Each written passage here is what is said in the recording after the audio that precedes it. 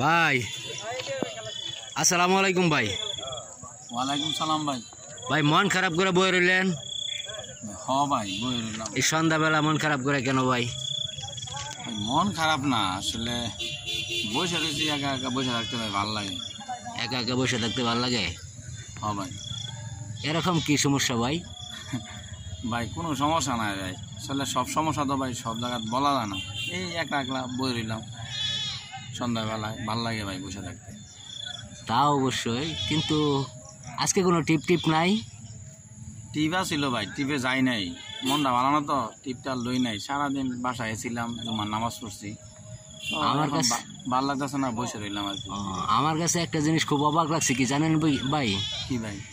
যে আপনি গাড়ি লইছেন কিস্তিতে, এই কথাটা শুনে যে এত টাকা পয়সা কামায় তারপর আবার কিস্তিতে গাড়ি নিয়েছেন আপনি।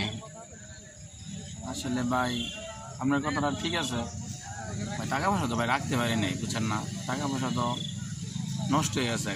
আর সব কথা তো ভাই সব জায়গায় বলা যায় না, বুঝছেন না, টাকা পয়সার সমস্যা ছিল দেখে কিস্তিতে দিছি।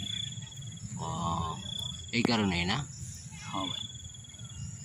ঠিক আছে, তাহলে আর কি জিজ্ঞেস করবো আপনার, সব কথা তো সব জায়গায় বললেও সমস্যা ভাই। আসলে পার্সোনালি কিছু বিষয় আছে, এগুলি সব জায়গায় বললেও সমস্যা।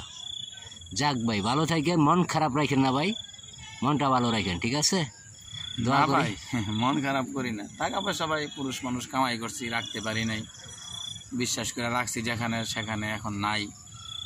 আসলে টাকা পয়সা রাখতে পারি নাই, এটা আমারই ব্যর্থতা, তাই এখন কষ্ট হয় আর কি। আসলে বিশ্বাসের মূল্য তো ভাই সবাই দিতে পারে না, তাই কষ্টটা বেশি লাগে আর কি ভাই। না, বেশি কষ্ট পাইলে আবার স্টক করবেন, বেশি কষ্ট করেন না, বেশি কষ্ট মনে রাখেন না। কিছু কিছু সময় মাঝে মাঝে আইসা পড়েন দোকানে, কিছু কিছু কষ্ট আমার কাছে শেয়ার করবেন, ঠিক আছে? আচ্ছা ভাই, আসবেন।